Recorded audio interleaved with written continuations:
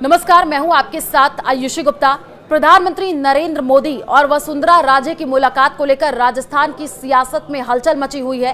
राजस्थान की पूर्व मुख्यमंत्री वसुंधरा राजे ने सोमवार को संसद भवन दिल्ली में प्रधानमंत्री नरेंद्र मोदी से मुलाकात की थी।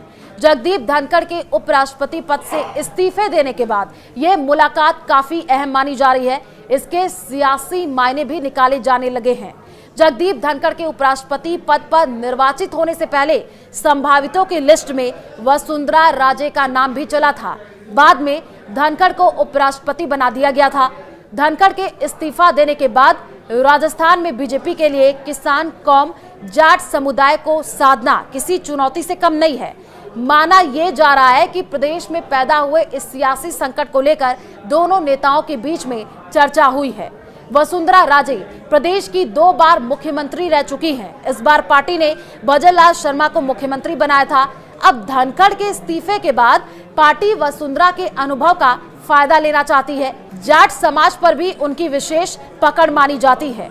पार्टी का ये मानना है कि अगर अगला उपराष्ट्रपति राजस्थान से बनता है तो उसमें राजे की मर्जी भी शामिल हो।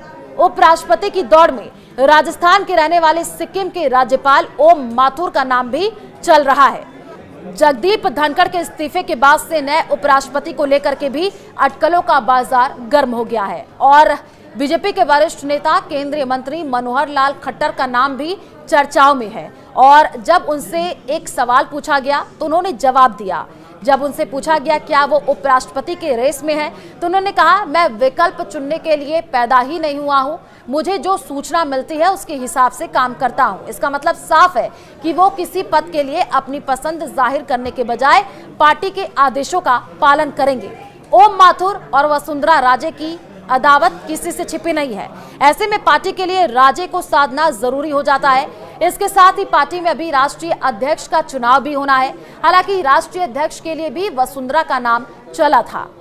पीएम नरेंद्र मोदी और वसुंधरा राजे की इस मुलाकात को वसुंधरा समर्थकों की मांग से भी जोड़कर देखा जा रहा है। प्रदेश में सरकार बने 1.5 साल से ज्यादा का समय हो गया है और ऐसे में भजनलाल कैबिनेट विस्तार की चर्चा में जोरों पर है। इस मुलाकात को इससे जोड़ करके भी देखा जा रहा है। राजनीतिक जानकारों का ये मानना है कि वसुंधरा अपने गुट के नेताओं को मंत्रिमंडल और राजनीति नियुक्तियों में तरजीह दिलाने और अन्य संगठनात्मक मुद्दों को लेकर लंबे समय से पीएम मोदी से मिलने का समय मांग रही थी।